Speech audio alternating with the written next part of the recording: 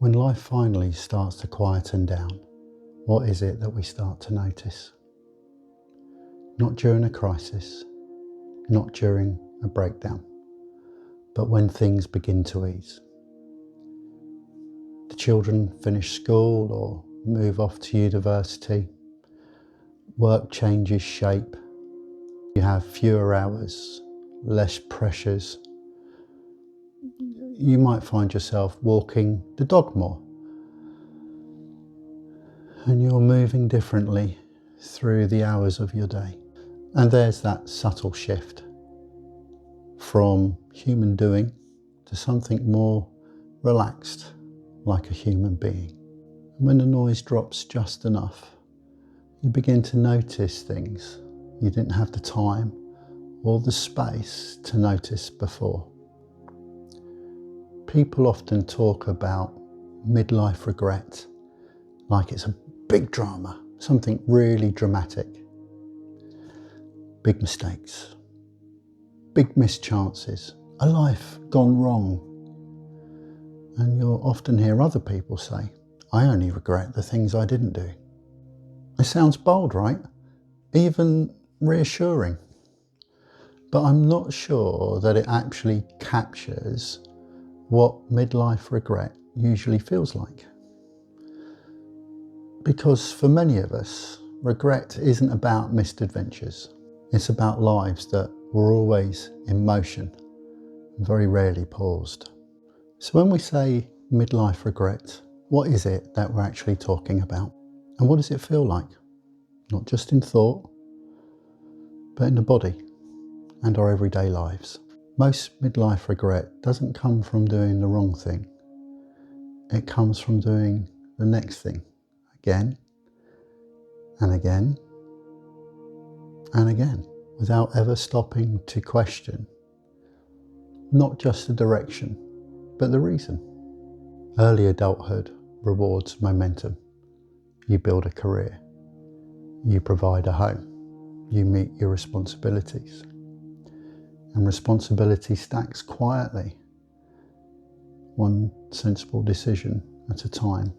We're introduced to this pattern very early in life. As children, we learn it through stories and through nursery rhymes. We learn the words and we can repeat them exactly. But we don't live the lessons they teach us.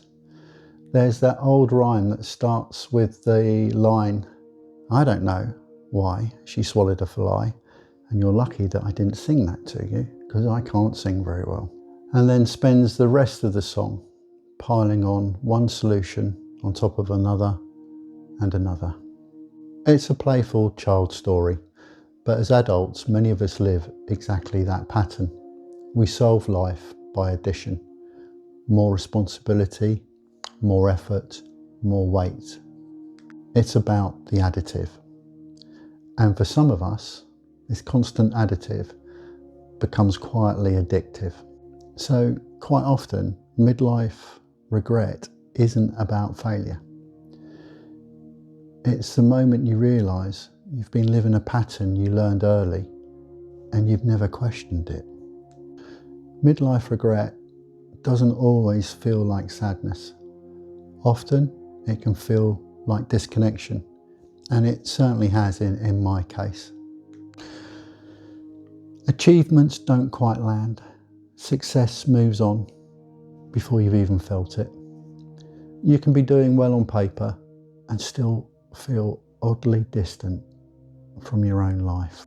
You may even start to feel like a guest in your own life, capable, reliable even, but not fully at home, neither centred or grounded.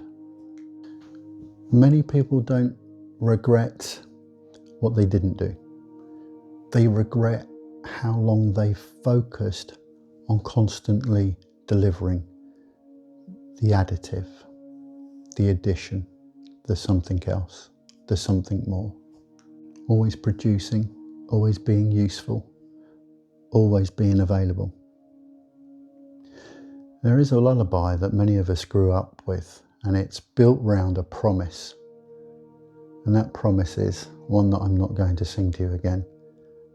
If that mockingbird won't sing, Daddy's going to buy you something. It's loving, it's sincere, it's love expressed through provision, as many of us parents do. But provision isn't the same as our presence, as in being with our family, our presence. And later, that same pattern shows up again in songs about time slipping past. We'll be together then, always later, but never now. The cradle rocks and life moves on at pace. Everyone means well, but everyone's busy. And then suddenly years have passed. You can't be present everywhere, except in the moment that you're actually in.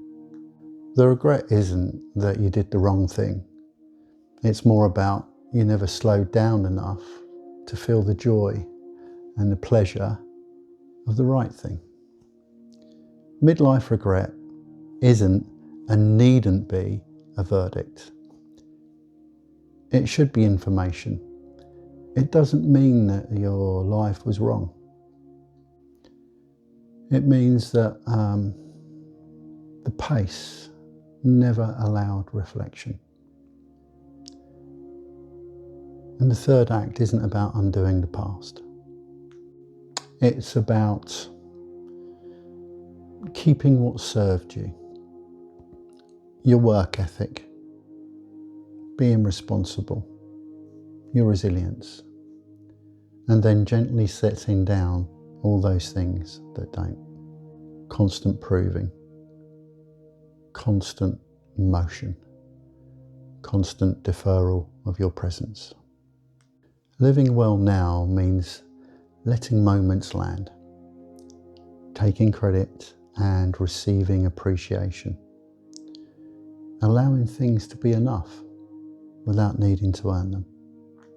You can't change how fast the earlier chapters moved, but you can choose the pace of the next ones.